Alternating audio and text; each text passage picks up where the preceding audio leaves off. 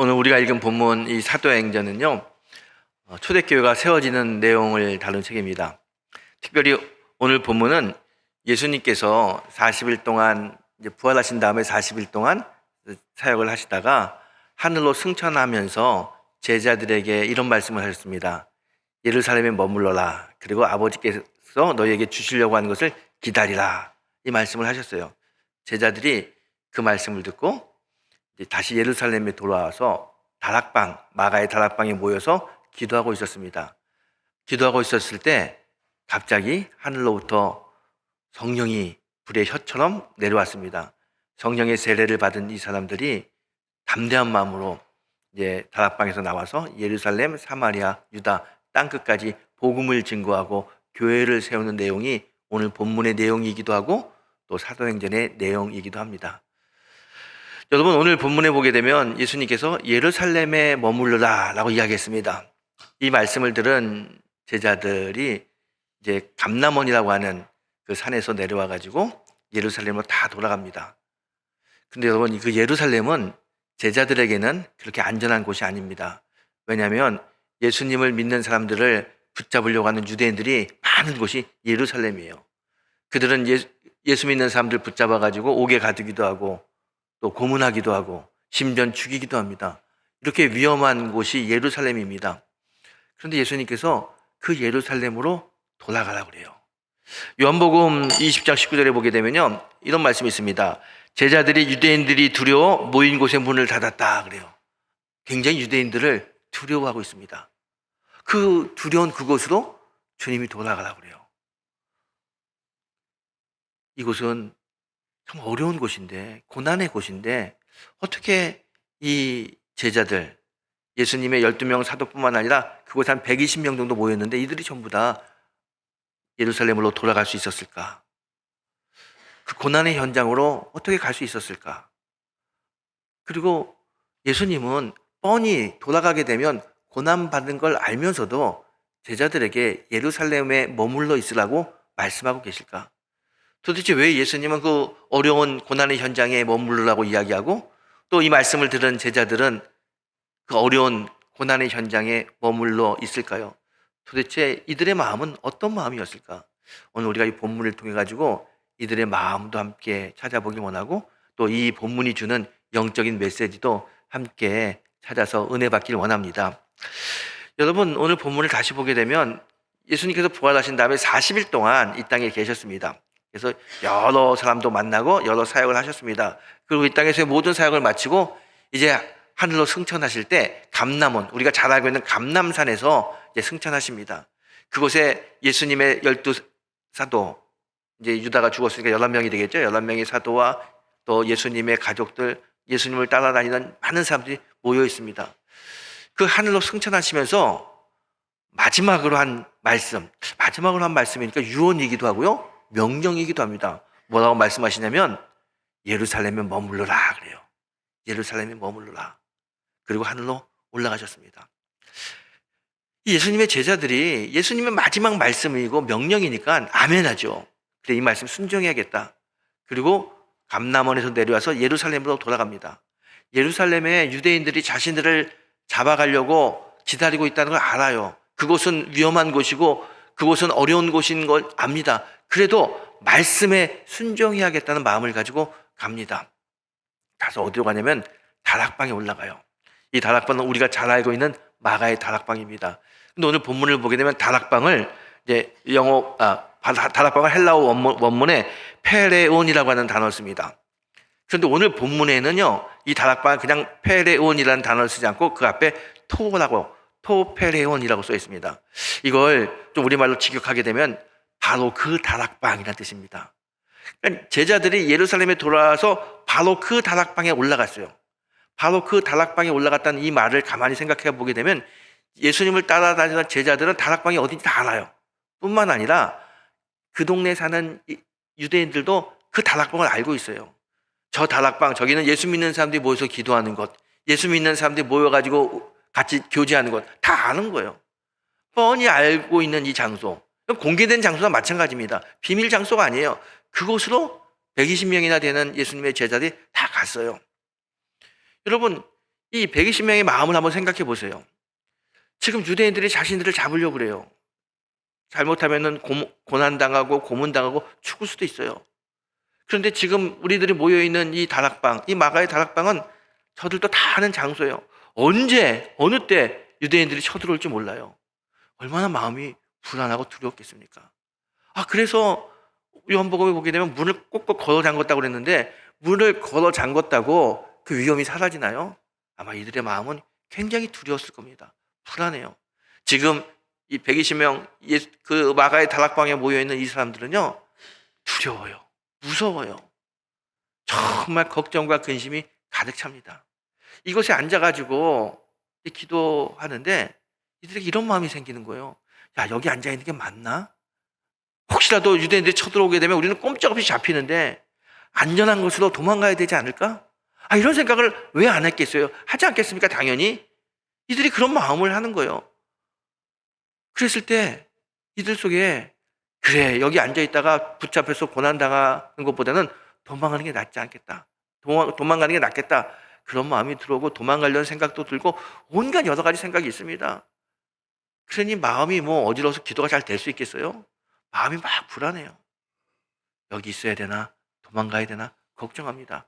그때 그들에게 또다시 주시는 말씀이 있습니다. 이들이요, 주님께서 승천하시면서 하셨던 마지막 말씀, 그 말씀이 떠올라요. 4절에 이렇게 이야기하죠. 예루살렘을 떠나지 말라. 그리고 내게서 들은 바 아버지께서 약속하신 것을 기다리라. 예수님의 마지막 말씀이면서 유언입니다. 명령입니다. 이들은 예수님의 이 명령, 예루살렘을 떠나지 말라, 이 명령을 버릴 수가 없어요. 아무리 지금 불안하고 두렵고 혹시 잘못해서 자신들이 옥에 갇히고 죽는다 할지라도 주님의 마지막 말씀, 예루살렘에 머무르라, 이 말씀을 버릴 수가 없어요. 그리고 하나님께서 너에게 주시려고 하는 것을 기다리라는 이 말씀을 버릴 수가 없어요. 도대체 뭘 주려고 하는지는 몰라요. 하지만 주님께서 반드시 기다리라고 하니까 이 말씀을 기다려야 되는 거예요. 그래서 두렵고 무섭지만 다 그 마음 내려놓고 주님의 말씀을 꼭 붙잡습니다. 예루살렘에 머무르라고 하는 이 말씀, 아버지께서 너에게 주시려고 하는 것을 기다리라는 그 말씀을 딱 붙들고 거기에 모여서 이제 기도하고 있습니다. 이들이 온 마음을 다해서 기도할 때 성령께서 이들에게 어떤 마음을 주시냐면요, 오늘 본문 보게 되면 14절에 이런 말씀이 있습니다. 더불어 마음을 같이하여 오로지 기도에 힘쓰더라. 이들에게 한 마음으로 기도할 수 있는 마음을 주셔요. 한 마음. 그러면 참 중요한 말씀입니다. 지금 여기에 모이는 사람들 한 120명 되는데요, 그 중엔 11명은 예수님의 사도, 그리고 예수님의 어머니, 예수님의 형제들, 예수님을 따라다녔던 사람들, 한 120명이 거기 모여 있어요. 다양한 사람들입니다. 각양각층의 사람들이 다 거기 있는 거예요. 이들이 한 마음이 됐다는 게 쉽지 않은 거예요. 여러분, 더군다나 거기에 모인 사람들 중에 베드로 같은 사람은요, 굉장히 다혈질이잖아요. 이 성질 다혈질인 사람도 있고요, 또 성질 잘 내는 사람도 있고 여러 가지 사람들이 있는데, 이 모든 사람들 120명이나 되는 이 다양한 사람들이 한 마음이 되어 하나님께 기도했다. 주님께서 그렇게 마음을 모아주시고 이들이 마음을 합쳐서 기도합니다. 이들이 이렇게 한 마음으로 기도할 때 어떤 일이 벌어집니까? 말씀에 순종, 예루살렘에 머무르라고 하는 말씀에 순종하고 한 마음으로 기도할 때 갑자기 하늘의 문이 확 열리더니 하늘에서 성령이 내려오는데 불의 혀처럼 확 성령이 와가지고 거기에 있는 모든 사람들의 마음을 뜨겁게 만듭니다. 성령 체험을 하게 되는 것이죠. 여러분, 오늘 이 본문이 우리에게 주시는 강력한 메시지가 있습니다. 성령의 체험은, 성령은 말씀에 순종하고 한 마음으로 기도할 때 성령 충만이 온다는 거예요. 여러분, 언제 성령 충만이 온다고요? 한 마음으로 기도할 때, 순종하며 한 마음이 될 때 성령의 충만함이 옵니다. 그래서 교회가 한 마음이 된다는 건 굉장히 중요합니다. 여러분, 우리가 한 마음이 될 때 성령의 충만함이 있어요. 교회는 그리스도의 몸이라고 이야기합니다. 예수님이 머리고 우리가 다 몸이에요. 우리가 다 연결되어 있습니다. 여러분, 우리 몸에 팔이 하나가 없어진다든가 다리가 하나 잘려지면 온전한 몸이라고 이야기하기 어렵죠. 그리고 삶이 얼마나 불편합니까? 다 연결되어 있어야 돼요. 여러분, 교회도 마찬가지입니다. 교회도요, 온 성도들이 이렇게 예수님을 중심으로 딱 모여 있어야 돼요. 한 마음이 돼서 중심이신 예수님이 오른쪽을 보자 하면 다 오른쪽을 보는 거고요. 오른쪽으로 가자 하면 오른쪽으로 가는, 이게 한 마음입니다. 그렇게 됐을 때, 한 마음으로 순종할 때 성령이 역사한다고 이야기하고 있어요. 여러분 오늘 보십시오. 저들이 예루살렘에 머무르려고 하는 이 말씀에 아멘하고 순종하고 마가의 다락방에 모였어요. 그리고 한 마음으로 기도했습니다. 그때 성령이 불같이 임했을 때 그들의 마음이 어떻게 바뀝니까? 성령의 세례를 체험한 그곳에 모인 120명의 제자들이요, 마음이 담대해지는 거예요. 조금 전까지만 해도요 불안해요. 우리가 여기 있는데 유대인들이 쳐들어오면 어떡할까 걱정하고 근심이 있어요. 그런데 성령이 강하게 임하니까요 두렵지 않아요. 그까짓 거 오면 뭐 어때? 잡혀가면 뭐 어때? 그곳에 복음 전하면 되지. 담대한 마음이 생깁니다. 그리고 그 다락방에서 나와가지고 예루살렘 유대인들이 버글버글거리는 한복판에 가가지고 예수를 믿으세요, 주 예수를 믿으세요, 담대하게 외칩니다. 예루살렘뿐만 아니라 유다 땅끝까지 사마리아 모든 곳에 다니면서 예수를 믿으라고 담대하게 전했습니다. 이들의 이 복음을 전하는 이들의 열정을 통해서 곳곳에 초대교회가 세워지는 거예요. 예수님께서는요 성령의 충만함을 주시고 성령의 충만함을 받은 사람들로 하여금 교회를 세우는 귀한 일들을 맡기셨습니다. 여러분 오늘 우리가 신앙생활을 한다는 거, 교회에 같이 다닌다는 건요 성령의 충만함으로 일하는 거예요. 오늘 우리 교회 이 예배 드릴 때 우리와 이 예배 시간에 성령이 충만하게 내려서 우리의 마음이 담대해지고 성령의 능력으로 우리에게 맡겨주신 모든 일들을 능히 할 수 있는 그런 은혜가 이 아침 있게 되기를 주의 이름으로 축원합니다. 여러분 요즘 성령의 충만한 이야기, 성령 충만해야 됩니다. 교회가 성령 충만해야 되고 성도가 성령 충만해야 됩니다. 다 알아요. 다 아멘합니다. 근데 제가 한번 물어보고 싶어요. 그럼 여러분의 마음은 성령이 충만합니까? 성령의 능력으로 성령의 충만한 은혜로 우리가 하루하루 살 수 있습니까? 그렇게 물어보면요 대답 잘 못합니다. 어느 순간에부터인지 우리가 성령의 충만함을 받아야 되고 성령의 충만함으로 살아야 된다는 걸 알지만 실제적으로 내 삶 속에 성령의 충만함이 그렇게 있지 못해요. 여러분 성령의 충만한 사람의 특징이 뭐라고 그랬어요? 담대해진다는 거죠. 담대해진다는 거. 여러분 담대합니까? 여러분 사람들 만나면은요 우리 성도님들 만나면 걱정이 많아요. 어떻게 살아야 되나 걱정이 많아요. 최근에는 또 목사님 전쟁 나면 어떻게 해요? 그렇게 물어보고요. 이스라엘의 전쟁 때문에 또 북한이 도발하면 어떡할까? 걱정이 너무 많아요. 여러분 걱정이 많다는 이야기는 마음이 약해졌다는 얘기예요. 마음이 약해졌다는 이야기는 우리 안에 성령이 약해졌다는 이야기예요. 성령이 충만하면 담대합니다. 그리고 성령이 충만하면 능히 못할 일이 없어요. 주님이 맡겨진 사명을 가지고 어디든지 가서 주 예수를 전하고 교회를 세우고 복음을 전하는 그 사도가 되는 겁니다. 그런데 어느 순간에 우리가 이런 게 다 약해졌어요. 성령의 충만한 이야기, 성령의 뜨거운 역사를 이야기하게 되면요 옛날 우리 할머니 때 했던 이야기, 옛날 우리 어머니 때 했던 이야기 그렇게 이야기돼요. 옛날에는 그랬는지 모르지만 지금은 아닌 것 같아요. 지금은 아닌 것 같아요. 우리 스스로가 그렇게 이야기해요. 성도들이 그러다 보니까 교회도 목사님들도 성령의 충만함, 성령의 능력을 이야기하는 것보다는요 가만히 요즘 설교 유튜브에 나온 설교 들어보세요. 저는 가끔 설교 많이 들어보는데 거의 모든 목사님들 하는 설교가 비슷해요. 잘 살아야 된다, 잘 믿어야 된다, 성품이 바뀌어야 된다, 윤리, 도덕, 잘 사는 법 이런 거 많이 설교합니다. 여러분 교회는요 성품을 바꾸는 곳이 아니고요 교회는 잘 사는 법을 가르쳐 주는 곳이 아니에요. 교회는 예수 그리스도를 전하는 거고요 성령의 능력으로 일하는 게 그게 교회예요. 그런 거 선포해야 돼. 성도들도 예수 그리스도의 복음을 가지고 성령의 능력으로 우리 안에 맡겨진 일들을 감당하는 그 성도가 돼야 됩니다. 여러분 제가 이런 이야기를 한번 들은 적이 있어요. 어느 교회 그 마을에 큰 교회가 있는 거예요. 멀리서도 그 교회가 다 보입니다. 근데 그 교회 담벼락에다가 교회가 큰 성구를 하나 딱 붙여놨어요. 우리는 주 예수 그리스도를 믿습니다. 딱 붙여놨어요.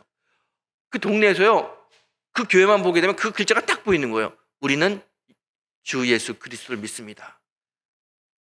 근데 어느 날 이 담장이가 교회 잘하기 시작하면서 주자를 가려요. 머리도 보게 되면 우리는 예수 그리스도를 믿습니다. 이게 보여요. 그런데 담장이가 점점점 잘하면서 예수 그리스도를 가렸어요. 어떤 글자가 보여요? 우리는 믿습니다. 이것만 보이는 거예요. 멀리서 보게 되면요, 그 교회를 보게 되면 우리는 믿습니다 보여.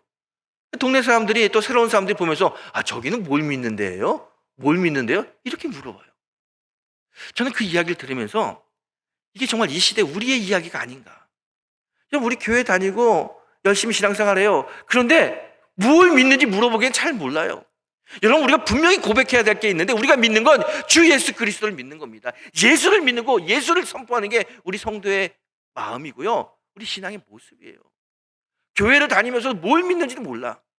나는 믿어요, 믿어. 그렇게 이야기하지만 정말 우리들의 삶 속에 예수를 믿는지, 성령의 능력을 믿는지 물어보게 되면 잘 몰라요.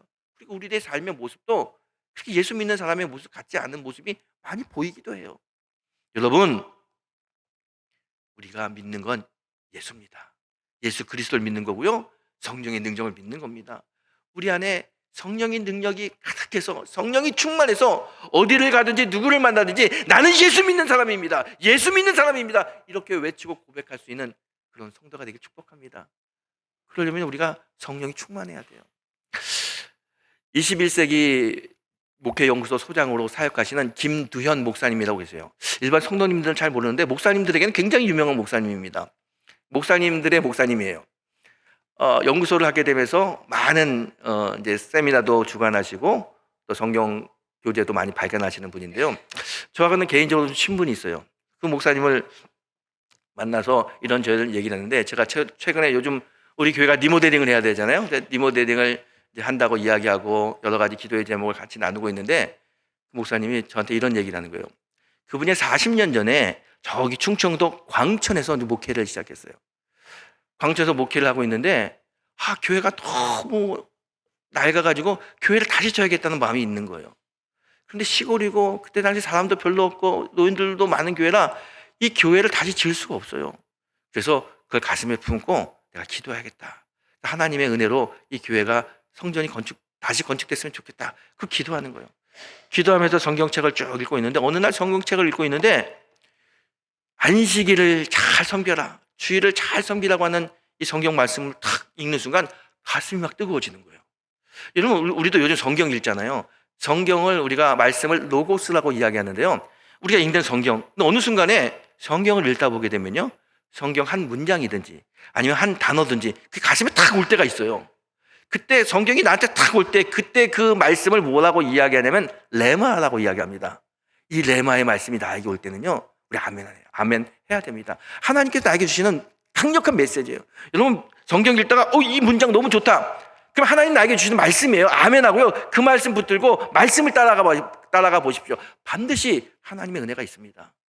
이분이요, 주일을 잘 섬기라는 말씀에 탁 레마가 오니까 아멘 했어요. 내가 주일을 잘 섬기겠다. 여러분, 목사가 주일을 잘 섬기는 거 당연한 거 아닙니까? 이분이 그래, 나는 한평생, 내 평생 절대로 주일날 예배 빠지지 않겠다, 주일 잘 섬기겠다, 그러면서 이분이 이야기하기를 나뿐만 아니라 내 가족들, 내 아내, 내 자녀, 내 손자, 손녀들, 앞으로 나의 모든 식구들은 주일을 하루도 병마지 않고 주일을 잘 섬기는 그런 가족이 돼야겠다, 가훈으로 삼아야겠다, 특히 생각하는 거예요. 그분이 그때 신혼이었어요. 그리고 집에 가가지고 아내에게 여보 내가 오늘 큰 은혜를 받았는데 앞으로 당신, 우리 자녀들은 무조건 주일을 성수한다고, 한 번도 주일 빠지지 않고 사는 게 하나님께서 우리에게 주신 말씀이고, 이거 붙잡으면 하나님 우리 가정을, 우리 후손들을 크게 세우실 거야. 그리고 너무너무 기쁜 거예요. 그리고 시간이 지나면서 이 사모님이 이제 임신을 하게 됐어요. 임신을 하는데 어느 날 갑자기 아침에 주일날 교회 나가려고 하는데 사모님 배가 아프다는 거예요. 여보 배가 아파, 애기 나오려고 하는 것 같아. 주일날 예배를 드려야 되는데, 지금 예배 드리려면 거기 그 광천이니까 버스 타고 시내까지 가야 되는데 예배 드릴 수가 없잖아요. 주일을 꼭 지켜야 되는데, 그래서 목사님이 여보 참어, 우리는 무조건 주일을 지켜야 돼, 참어. 그리고 그 배 아프다는 사모님을 데리고 교회 뒤편에 앉혔어요. 앉아가지고 예배를 드리고 있는데요, 그 사모님 배가 점점점 아파오는 거예요. 산통이 막 오는 겁니다. 아무리 참아도 너무 배가 아프니까 막 낑낑대는 거예요. 옆에 같이 예배 드리던 할머니들이 보면서요, 어머 애기 나오려고 하는데 목사님 설교를 들어야 되는데 사모님 보면서 어머 애기 나오려고 그러는 거예요. 그 목사님이 똑바로 예배 드리라고, 그래서 예배를 드렸어요. 그 예배 끝나자마자 정신없이 그냥 사모님 붙잡고 버스 타가지고 시내를 가는 겁니다. 병원에 가는 거예요. 그런데 가는 도중에 아기가 나왔어요. 버스에서 아기를 낳았어요. 버스에서 아기를 탁 낳는데요. 그 버스 탄 사람들이 얼마나 황당했겠습니까? 아기가 나오니까. 이 운전기사가 버스를 딱 세웠는데 거기 나이 많은 분이 갑자기 시끌 노인이 일어나더니 모자를 벗더니 여러분 우리 버스에서 아기가 태어났어요. 큰 축복입니다. 이런 축복을 살면서 받은 적이 없어요. 우리 이 산모와 이 가정에게 조금씩 보탭시다. 그래서 모자를 돌려가지고 거기서 돈을 걷었어요. 돈을 걷는데 그때 당시에 35만 원이 나왔다는 거예요. 엄청나게 큰 돈입니다. 그리고 이제 39년인데 버스 운전수가 천안 가는 버스인데 천안을 가지 못하고 가장 가까운 순천향 병원으로 데려다 주는 거예요. 그리고 나중에 버스 회사에서 자기 버스에서 아기 낳았다고 50만 원을 주는 거예요. 순천향 병원에서 아기를 낳았는데 그 소식 듣을 때 버스에서 탄 아기 얼마나 유명해졌습니까? 그 순천향 병원에서 우리 돈 안 받겠다고 그러면서 간호사들이 돈을 걷어가지고 30만 원을 또 줬다는 거예요. 아기도 낳고 100만 원이 넘게 생긴 거예요. 그리고 그거 가지고 교회를 다시 새롭게 지었다. 그 얘기를 나한테 하는 거예요. 그러면서 야 하나님의 역사는 참 놀라워. 제가 그 얘기를 들으면서 아니 목사님 아무리 하나님의 역사지만 그러다 사람 죽어요. 아니 사모님 죽으면 어떡하려고 그랬습니까? 말이 안 된다고 그러더니요. 저한테 그래요. 그래 맞아. 나도 그때는 참 멍청했지. 우리 마누라도 참 순진했지. 어떻게 그렇게 배가 아프대 예배 들으라고 한다고 거기 앉아 있는지 모르겠다고. 지금 생각하면은 있을 수 없는 일이고 아무리 지금 다시 생각해도 참 바보 같은 짓이라고 그렇게 이야기해요. 그러면서 저한테 딱 그래요. 그런데 최 목사 참 바보 같은 짓인데 내가 지금 생각하니까 40년 전에 우리 목사들은 40년 전에 우리 성도들은 말씀이 임하면 아멘하면 목숨 바쳐 순종하려고 하는 그 마음이 있었어. 어떤 말씀이든지 내게 주신 말씀을 지키려고 하는 그 마음이 있었어. 그 마음이 있어서 성령이 불같이 내려오고 그 성령의 능력으로 교회가 세워지고 성도들이 변하고 많은 한국교회가 일어난 거야. 바보 같지만 멍청하지만 말씀에 순종하려고 하는 그 마음이 우리에겐 있었어. 그런데 요즘 보면 젊은 목사들도 그렇고 성도들도 그렇고 참 많이 알아. 많이 배웠어. 훈련도 많이 받았어. 그런데 말씀에 생명 걸고 순종하려고 하는 그 마음은 없는 것 같아. 목사도 성도도 하나님의 말씀을 내가 생명 걸고 지키겠다, 순종하겠다, 그런 마음들이 너무 약해진 것 같아. 그래서 나이 많은 목사, 은퇴를 앞둔 이 목사지만 그게 너무 마음이 아파. 제가요 그 목사님하고 이야기를 들으면서 참 많은 것을 생각해 봤습니다. 여러분 그 옛날 우리의 어머니, 할머니들은 정말 잘 못 배우고 잘 알지 못하지만 이 강대상에서 선포되는 말씀 아멘 했으면요 정말 생명 걸고 지키려고 했던 그런 분들이에요. 그래서 성령께서 그 순종하는 그 마음에 큰 은혜를 베풀어 주신 것 같습니다. 여러분 우리 성도는요 내심으로 사는 게 아니라 성령의 능력으로 사는 겁니다. 성령이 충만해야 되는 거예요. 교회도 마찬가지고요. 성령이 충만한 교회, 그곳에서 예배드릴 때 기쁨이 있고 은혜가 있고 능력을 받을 수 있는 거예요. 성도도 그렇고 교회도 그렇고 성령이 충만해야 됩니다. 여러분 어떻게 내가 성령이 충만하고 어떻게 우리 교회가 성령이 충만할 수 있을까요? 오늘 본문이 그 답을 우리에게 분명히 주고 있습니다. 오늘 초대교회 성령이 임했던 마가의 다락방에 성령이 임했던 이들의 모습을 보십시오. 이들이 어떻게 해서 성령의 능력을 받습니까? 예루살렘에 머물라고 하는 하나님의 말씀에, 주님의 말씀에 순종했어요. 그 예루살렘은 위험한 곳이고 고통의 곳이고 힘든 곳이지만 그거 상관하지 않고 말씀이니까 아멘하고 순종하고 갔습니다. 그리고 그들이 어떻게 했어요? 각양각층의 사람들이지만 그곳에 모여가지고 한 마음으로 기도했어요. 한 마음으로 기도할 때 성령께서 불같이 임하는 겁니다. 여러분 우리가 말씀에 순종하고 우리 성도들이 한 마음으로 하나님께 기도할 때 성령이 임합니다. 그리고 그 성령을 가지고 놀라운 일들을 이루는 게 하나님의 뜻이고 우리가 해야 될 우리들의 모습인 거예요. 여러분 말씀에 순종하는 건 개인들이 하는 거죠. 교회는 한 마음이 돼야 되는 겁니다. 한 마음. 어떻게 하면 한 마음이 될까요? 오늘 우리가 여러분 창립 온라인 기도회 보게 되면요, 많은 분들이 와서 교회 다녔던 이야기, 우리 교회에 대한 이야기, 그리고 앞으로 어떤 교회가 됐으면 좋겠습니까? 이야기하는데 다 보시면은요, 공통되는 게 있어요. 우리 교회가요, 사랑이 많았으면 좋겠어요. 은혜가 있었으면 좋겠어요. 성령이 충만했으면 좋겠어요. 다 같은 이야기죠. 우리 모든 성도들이 바라는 바람이 있습니다. 사랑이 넘치고 은혜가 넘치고 성령이 충만한 교회. 우리들이 원하는 교회 모습인데 어떻게 만들까? 오늘 성경이 답을 주고 있잖아요. 한 마음으로 기도할 때 성령이 온다는 거예요. 여러분, 한 마음이 된다는 것은요, 내가 내 마음을 주는 거예요. 상대방의 마음이 나에게 오는 게 아니라 내 마음을 주는 겁니다. 여호수아에 보게 되면요, 여호수아서를 보게 되면 이런 내용이 있어요. 모세가 죽은 다음에 여호수아를 이스라엘의 지도자로 세웁니다. 여러분 한번 가만히 생각해 보세요. 여호수아가 지도자가 됐을 때 마음이 가장 쓸쓸하고 좀 마음이 좀 어려웠던 사람이 한 사람이 있어요. 누구였을 것 같아요? 누가 제일 힘들었을 것 같아요? 그렇죠. 갈렙이죠. 갈렙이 힘들었을 거예요. 갈렙은 여호수아 동년배고요, 친구고요. 그 가나안 정탐에서 저 땅은 차지할 수 있다고 긍정적인 대답을 했던 사람이 갈렙입니다. 여호수아처럼 갈렙은 모세를 충성되이 섬겼습니다. 그런데 모세가 죽고 지도자를 세울 때 갈렙은 제쳐놓고 여호수아만 딱 세워버리는 거예요. 같은 친구고 같은 동역자지만 섭섭하지 않는 마음이 왜 안 들었겠어요? 섭섭하지 않겠습니까?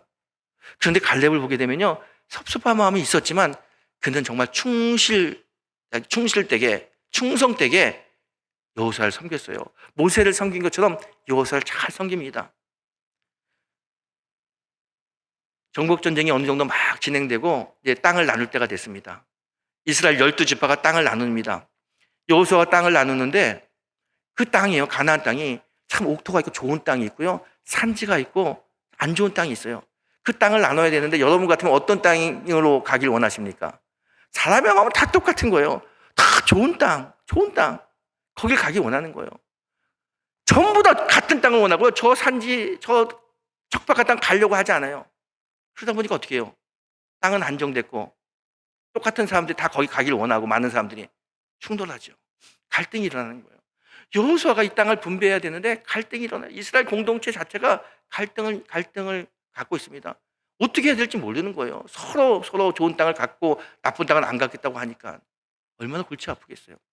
그때 여호수아 14장 12절에 보게 되면요, 갈렙이 딱 일어서 이야기를 합니다. 여호수아를 향하여, 이스라엘 백성들을 향하여, 12지파의 지도자를 향하여 이렇게 이야기합니다. 그날에 여호와께서 말씀하신 이 산지를 지금 나에게 주소서. 당신도 그날에 들으셨거니와 그곳에는 아낙 사람이 있고 성읍들은 크고 견고할지라도 여호와께서 나와 함께 하시면 내가 여호와께서 말씀하신 대로 그들을 쫓아내리라. 갈렙이 딱 서가지고요, 이 산지 헤브론 산지예요. 척박한 땅입니다. 거기는 아낙 자손이 있어요. 성읍들이 커요. 가서 점령하기 어려워요. 가서 싸우려면 많은 사람들의 희생이 있어야 됩니다. 아무 지파도 거기 가기 원치 않습니다. 그런데 갈렙이 딱 일어나가지고 이 산지를 나에게 주시옵소서. 저 산지에 아낙 자손이 있고 저 성읍들이 크고 강하다 할지라도 여호와께서 나와 함께 하시면 능히 저 땅을 차지할 수 있습니다. 그리고 가자는 거예요. 여러분, 갈렙이 속한 지파가 어떤 지파예요? 이스라엘 12지파 중에 갈렙이 속한 지파가 유다 지파입니다. 유다 지파는 이스라엘 12지파 중에서 가장 사람이 많아요. 아니, 우리가 사람이 제일 많으니까 제일 좋은 땅 우리가 차지해야 되지 않습니까? 이렇게 이야기할 수 있어요. 유다 지파는요, 전쟁에서 많은 공을 세운 지파입니다. 우리가 공을 많이 세웠으니까 우리가 좋은 땅 차지해야 되지 않겠습니까? 이렇게 이야기할 수 있어요. 그런데 그들은 그렇게 이야기하지 않았습니다. 갈렙은 그렇게 이야기하지 않았어요. 저 산지 저 척박한 땅을 나에게 주시옵소서, 우리 지파에게 주시옵소서. 그리고 가는 거예요. 갈렙과 유다 지파가 그러니까요, 더 이상 나머지 지파들이 좋은 땅을 차지하겠다고 이야기 못하는 거예요. 그냥 여호수아가 결정하는 대로 우리가 다 가겠습니다. 다 순종하고 하나 되는 거예요. 여러분, 이 이스라엘 공동체가 갈라질 수 있는 위기가 있었는데 어떻게 다시 한 마음이 됩니까? 갈렙의 희생, 갈렙의 양보, 그게 이스라엘을 한 공동체, 한 마음 공동체로 만드는 겁니다. 여러분, 교회가 한 마음이 돼야 성령이 충만하게 임해요. 그 한 마음이 되기 위해서 우리가 해야 될 건 뭐냐면 갈렙의 마음을 좀 받았으면 좋겠어요.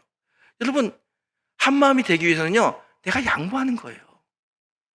내가 좀 희생해야 한 마음이 됩니다. 내가 좋은 것을 찾으려고 하고 내가 원하는 대로 하려고 하면 절대로 한 마음이 되지 않습니다. 다 사람들이 부딪히잖아요. 저는 목회를 하면서 그런 경우를 참 많이 봐요. 서로 상반되는 의견이 있습니다. 이쪽에서 들어오면 이쪽 말이 맞아요. 이쪽에서 들어오면 이쪽 말도 맞아요. 그 양쪽에서 다, 양쪽 말은 다 일리가 있고 맞는데 그게 서로 상반되는 말이 부딪혀요. 참 어려워요. 교회가 시험 들고 교회가 어려워지는 이유가 이런 거예요. 서로 부딪히는데 다 타당성이 있어요. 그러다 보니까 분쟁이 일어나고 교회가 어려워지고 심지어 갈라지기도 합니다. 여러분, 이럴 때 우리 성도들은 갈렙을 좀 받았으면 좋겠어요. 본받았으면 좋겠어요. 갈렙의 마음. 갈렙의 마음이 뭡니까? 나쁜 땅, 척박한 땅 우리가 찾아가겠다, 가겠다고 양보하잖아요. 여러분, 교회가 의견이 딱 부딪힐 때는 양보하는 거예요. 내가 먼저 희생하는 겁니다. 그러면 교회는 하나 됩니다. 여러분, 왜 하나 되는 게 그렇게 중요합니까? 하나가 돼야 성령이 충만하게 임합니다. 오늘 보십시오. 초대교회 그 성령의 충만함으로 교회가 세워지는데 그 사람들이 언제 성령의 충만함을 받았습니까? 그들이 예루살렘에 머물라는 말씀에 순종하고 한 마음으로 기도할 때 성령이 불같이 내렸다고 이야기하고 있습니다. 우리가 말씀 붙들고 순종하고 한 마음으로 기도할 때, 하나가 됐을 때 성령이 우리 교회, 우리 성도들에게 불같이 내려서 담대해지고 성령의 능력으로 놀라운 일들을 우리가 할 수 있는 겁니다. 여러분, 성령은 순종하고 한 마음을 갖는 교회와 성도에게 임하는 게 성령입니다. 여러분, 이 시대에 정말 성령의 능력이 필요합니다. 우리 시대에 우리 힘으로 할 수 없는 게 너무나 많습니다. 우리 앞에 있는 문제들, 우리 앞에 있는 어려움들 우리가 어떻게 해결할 수 있겠습니까? 성령이 함께해야 해결할 수 있는 겁니다. 그 성령을 받기 위해서는 말씀에 순종하고 한 마음으로 기도하는 것, 이게 성령을 받을 수 있는 길이라는 것을 오늘 본문이 이야기하고 있습니다. 저는요, 우리 교회가 정말 성령 충만한 교회가 되기를 원합니다. 여러분도 원하시죠? 그러려면요, 한 마음 돼야 되는 거예요. 저는요, 제가 미국에서 공부할 때 교회 성장이라는 걸 공부를 했어요. 그러면서 많은 교회들을 연구해 봤습니다. 연구를 해보면요, 잘 되는 교회가 왜 잘 되는지 이유가 있어요. 어려운 교회는 왜 어려운지 이유가 있어요. 잘 되는 교회의 특징이 뭔지 아세요? 잘 되는 교회의 특징은요, 감탄을 잘해, 성도들이. 뭘 하자 그러면 와우! 이 와우를 잘해. 목사님이 오늘 이런 걸 합시다 그러면 와우! 야, 좋겠다. 한번 해봅시다. 우리 장로님이 우리 속회가 오늘 이런 거 합니다 그러면 와우! 해봐요. 재밌겠네요. 좋겠네요. 그러는 거예요. 여러분, 오늘 우리가 예배 끝난 다음에 우리 전교인 한마음 걷기 대회를 합니다. 그러면 와우! 야, 목사님 신나요. 좋아요. 이 날씨 좋을 때 한강을 걷는 거 얼마나 좋은지 몰라요. 우리 같이 걸어요. 이런 교회는 잘 돼요. 안 되는 교회 특징이 뭔지 아세요? 안 되는 교회는 뭘 하자 그러면 꼭 이렇게 얘기합니다. 그건 왜 해요? 그거 누가 결정했어요? 꼭 그렇게 얘기합니다. 아니, 한마음 걷자고 그러면 그거 다리 아픈데 그거 왜 해요? 거기는 교통도 안 좋고 자전거도 왔다 갔다 하는데 아니 그런 결정을 누가 했어요? 이러면 교회는 안 되는 거예요. 근데 여러분 웃죠? 사실이에요. 여러분, 정말 교회가 잘 되는 교회의 특징은요, 와우! 뭘 하자 그러면 목사님이, 장로님이, 속장님이 하자 그러면 와우! 재밌겠네요. 좋겠네요. 한번 해봅시다. 그렇게 한 마음이 되면요, 성령이 역사하니까 그래서 사람들이 더 힘이 나고요, 더 은혜가 넘치고요, 그래서 교회가 점점점 부흥하는 거예요. 여러분, 우리 성도들의 마음에 와우! 감탄하는 그런 성도가 되기를 바랍니다. 한번 해볼까요, 여러분? 와우! 여러분, 뭘 하자 그러면 이제부터는 와우! 목사님 좋아요. 성도 장로님 좋아요. 한번 해봐요. 그렇게 됐을 때 성령이 임하는 겁니다.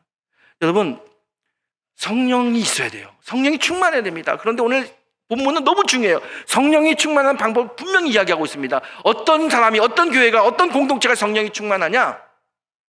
말씀에 순종하고 한 마음으로 기도하는 공동체와 성도가 성령이 충만하는 겁니다.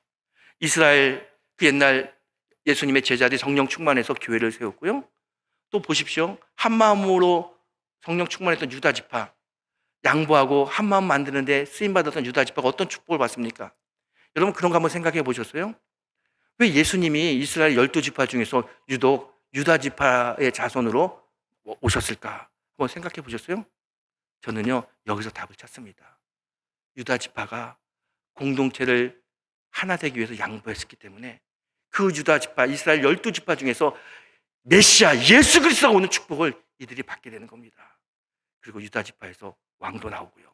이런 놀라운 축복은 저들이 공동체를 이루기 위해서 하나 되기 위해서 희생하고 양보했기 때문에 그래요. 여러분 우리가 희생하고 양보하잖아요. 반드시 하나님이 그 대가를 우리에게 주십니다.